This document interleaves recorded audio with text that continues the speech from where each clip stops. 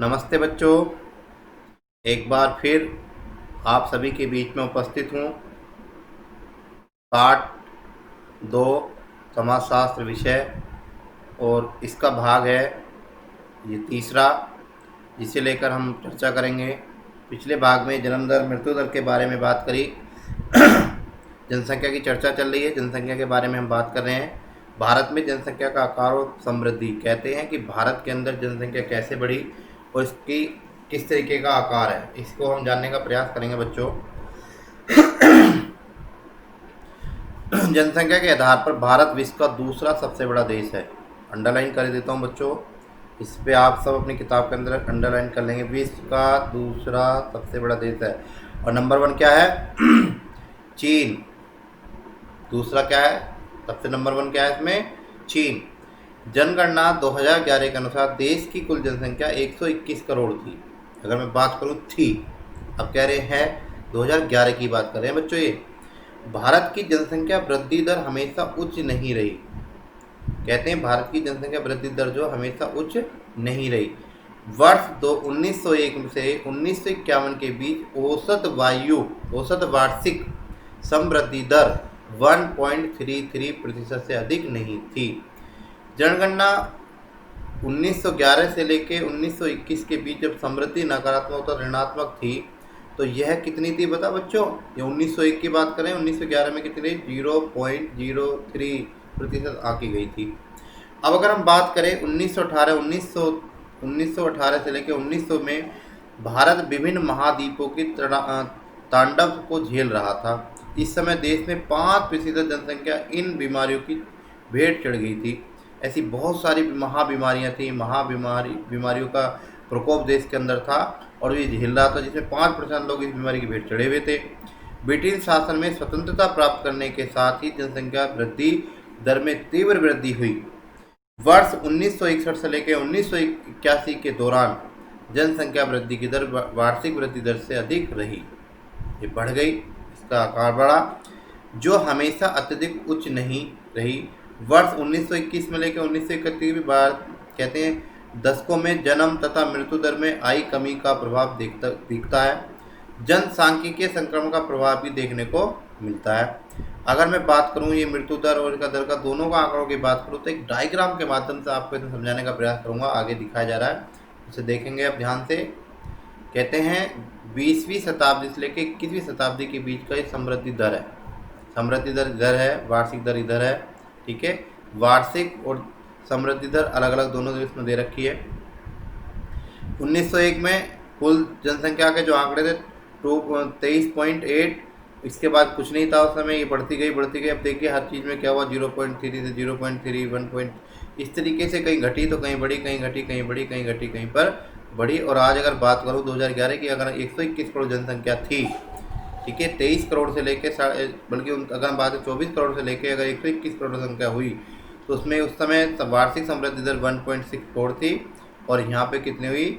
17 point यानी 6 ये मानी जाती है। इस समय का आंकड़ा उस समय जनगणना के अनुसार दिया गया। कब का? 2011 का। अब इसके बाद भारत में जन्म दर है मृत्यु दर का एक जो गिरावट हुई, देखिए अगर मैं बात करूँ, ये तीर है, क्या है, इस तरीके से यहाँ से चल रहा है और ये पहले बढ़ा, फिर बढ़ता गया और नीचे की तरफ ये घटता चला गया। इस तरीके से ये क्या है, जन्म दर भी बढ़ा तो मृत्यु दर भी बढ़ा, दोनों चीज़ को एक ही गति में अपना काम किया। आंकड़ों के अनुसार आपको दिखाई दे रहा होगा इसमें। इसके बाद इसमें कहते हैं कैसी कैसी बीमारी आई थी। मैंने कहा ना, महाबीमारी से 5% लोग इसमें गिरे हुए थे। मलेरिया था, क्षय रोग पता क्या होता है बच्चों? टीबी। आपने देखा होगा, यानी बहुत सारे लोगों को टीबी हो जाती है। पेचिश तथा दस्त की बीमारी आज भी जानलेवा बनी हुई है। और उस समय के समय जब स्वास्थ्य के प्रति स्वास्थ्य महकमा पूरी तरीके से संपन्न नहीं था, 1994 में सूरत में प्लेग का प्रकार हुआ, प्लेग एक बीमारी का प्रसार हुआ।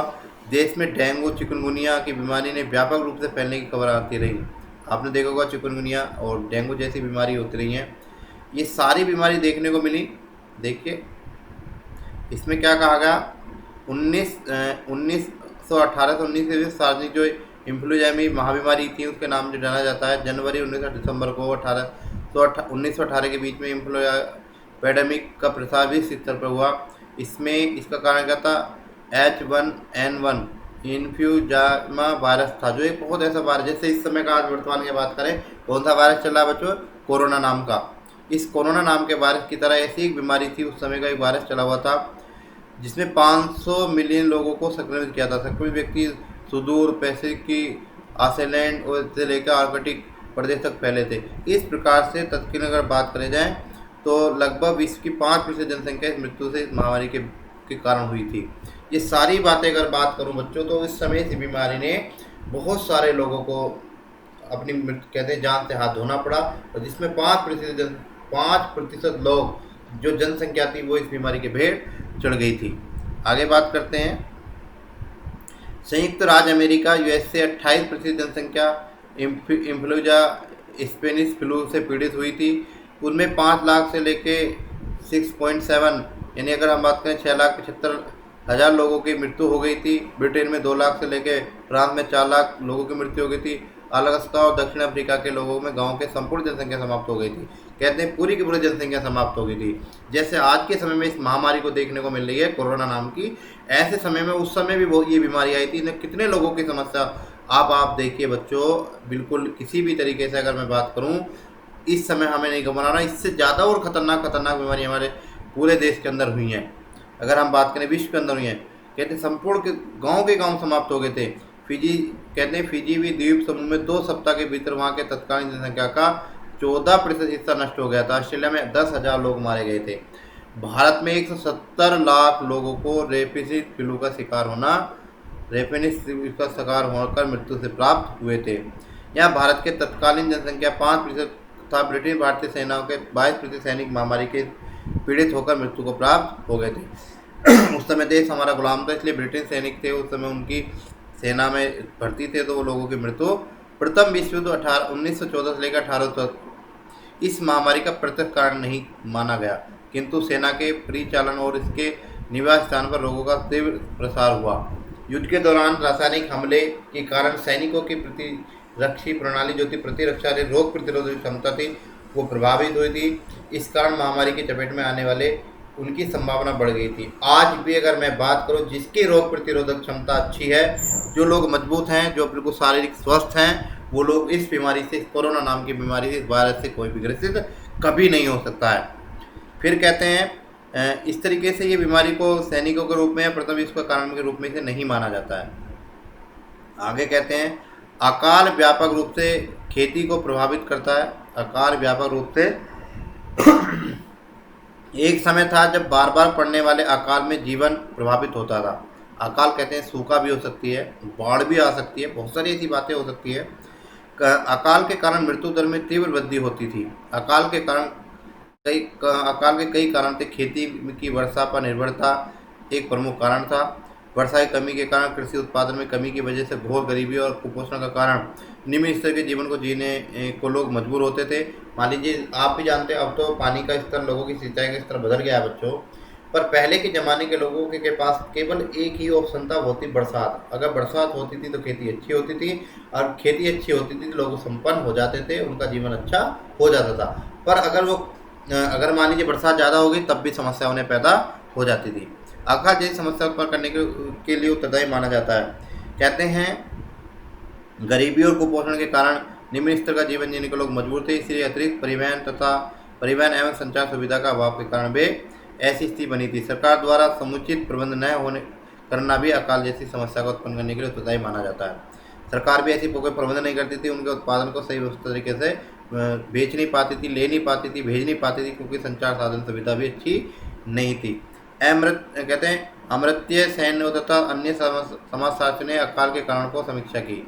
उनका मानना है कि अकाल का संबंध केवल अनाज के उत्पादन गिरावट से नहीं है, बल्कि हकदारी की पूर्ति का अभाव भी है, अथवा भोजन की क्रिया में लोगों के अक्षमता के कारण भी अकाल होते हैं। फिर कहते हैं सिंचाई के संसाधनों के विस्तार के साथ भारतीय कृषि की उत्पादकता का पर्याप्त वृद्धि हुई है। जैसे जैसे संचार साधन बढ़े, सिंचाई के साधन बढ़े, तो अब भी देखते हो इस समय कृषि के उत्पादन में बहुत तीव्र वृद्धि हुई है। संचार के संसाधनों में सुधार हुआ है। भारत सरकार द्वारा राहत, अनुदान, नियंत्रण उपाय की तेजी से अपनाया जाता है, जिसके कारण अकाल की स्थिति को मृत्यु की संख्या में नियंत्रण किया गया। किंतु देश के कुछ पिछले इलाकों में भूखमरी की समस्या बरकरार है, आज भी देखने को मिलती है। वर्ष 2006 में ग्रामीण इलाकों में भुखमरी और बेरोजगारी के समाधान के लिए एक योजना चलाई गई जिसका नाम है ग्रामीण योजना के नाम से जाना जाता है बच्चों। उसका नाम है राष्ट्रीय ग्रामीण रोजगार गारंटी अधिनियम लागू किया गया। अब इस योजना का नाम 2006 की योजना का नाम बदलकर नाम दे देगा राष्ट्रीय ग्रामीण, जिसे हम कहते हैं राष्ट्रीय महात्मा गांधी ग्रामीण रोजगार योजना, मनरेगा के नाम से जानी जाती है। भारत में जन्म दर की गिरावट मृत्यु दर की अपेक्षा कम है। जन्म दर एक ऐसी सामाजिक संस्कृति प्रक्रिया है जिसमें जन्म दर की गिरावट मृत्यु दर की से कम है।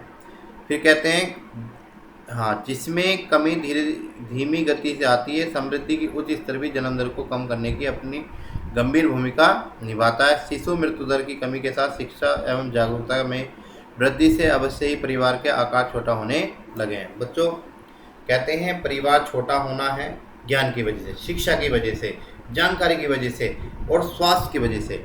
जब स्वस्थ रहते हैं, अच्छा ज्ञान प्राप्त करते हैं, ऐसी शिक्षा प्राप्त करते हैं तो देश के अंदर एक अच्छी व्यवस्था लागू करने में और उसे स्वच्छ बनाने में, सुंदर बनाने में हमारा कार्य किया जाता है। इस प्रकार से भारत के विभिन्न राज्यों में प्रजनन दरों की अधिकता भिन्नता को भी दर्शाया गया। सिक्किम में प्रजनन दर भारत में सबसे कम है, कहते हैं 1.2, जो 2016 में। केरल तथा पंजाब जैसे राज्यों में प्रजनन दर 1.6, जबकि गोवा, तमिलनाडु, त्रिपुरा, दिल्ली, पांडुचेरी में 1.7 है और प्रतिस्थापन दर से नीचे है। इसका तात्पर्य यह है कि भविष्य में इन राज्यों की जनसंख्या गिरावट आ जाएगी। कई राज्य ऐसे हैं जैसे आंध्र प्रदेश, कर्नाटक, तेलंगाना, पश्चिम बंगाल, हिमाचल प्रदेश, महाराष्ट्र में भी कुल प्रजनन दर काफ़ी कम है, किंतु कुछ राज्य ऐसे हैं जैसे बिहार, मेघालय, उत्तर प्रदेश, नागालैंड इत्यादि में प्रजनन संख्या 16 के आंकड़ों के अनुसार 3 या उससे भी ऊपर है। 3 का मतलब यह है कि 3 बच्चों से भी ज़्यादा बच्चे आजीवन के परिवार में जन्म लेते हैं। 2016 में TFR यानी टोटल फर्टिलिटी रेट के अनुसार अगर हम बात करें, बिहार की प्रजनन संख्या 3.4 है तथा मेघालय की संख्या 3.0 है। कहते हैं इन दोनों राज्यों के अंदर संख्या आज भी बहुत ज़्यादा देखने को मिलती है।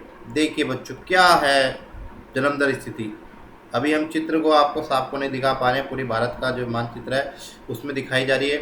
कैसी घनिष्ठता देखिए, क्या झारखंड, छत्तीसगढ़, बिहार, उत्तर प्रदेश, मध्य प्रदेश, ये सारी घनिष्ठता के कारण देखिए कितनी घनिष्ठ, यहाँ कितने लोगों की जनसंख्या है। ठीक है, जन्म दर कितनी दिखाई गई, कितने बच्चे जन्म लेते हैं। इसके बाद क्या कहते हैं, वर्ष 2016 के आंकड़ों के अनुसार भारत में कुल जन्म दर की अगर बात करें 19.3 है जन्म दर प्रति 1000 पर। इसमें ग्रामीण क्षेत्रों में जन्म दर 22 अगर बात करूँ 4 है तथा नगरीय क्षेत्र में ये 17.3 है। नगर के अंदर कम है और गाँव के अंदर ज़्यादा है। भारत में सर्वाधिक जन्म दर जो है बिहार में है 27.6 जन्म दर प्रति 1000 व्यक्तियों के सामने। टोटल ओवरऑल कितनी है 19 है, 19.3। और केवल राज्य अगर हम बात करें बिहार की सबसे ज़्यादा भारत के अंदर, और गाँवों में होती है 22.4 और नगर में होती है 17.3। कहते हैं न्यूनतम दर वाले राज्य हैं जिसमें सबसे कम देखने को मिलती है वो गोवा है जिसमें 13 है, त्रिपुरा 13.7 है, केरल 14.7 है और मणिपुर 14.7 है। इस तरीके से ये राज्यवार हैं जिनमें सबसे अगर जन्म दर वाले राज्य हैं जो न्यूनतम मानी जाती है, कम मानी जाती है, ये वो राज्य हैं जिनके अंदर जनसंख्या कम जन्म दर देखने को मिलती है। शिशु जन्म दर की बात कर रहे हैं बच्चों। इस प्रकार से इस चैप्टर में जन्म दर जनसंख्या के बारे में पढ़ाया गया। आप इससे अगली वीडियो के माध्यम से इसका अगला भाग आपको पढ़ा दिया जाएगा। नमस्कार।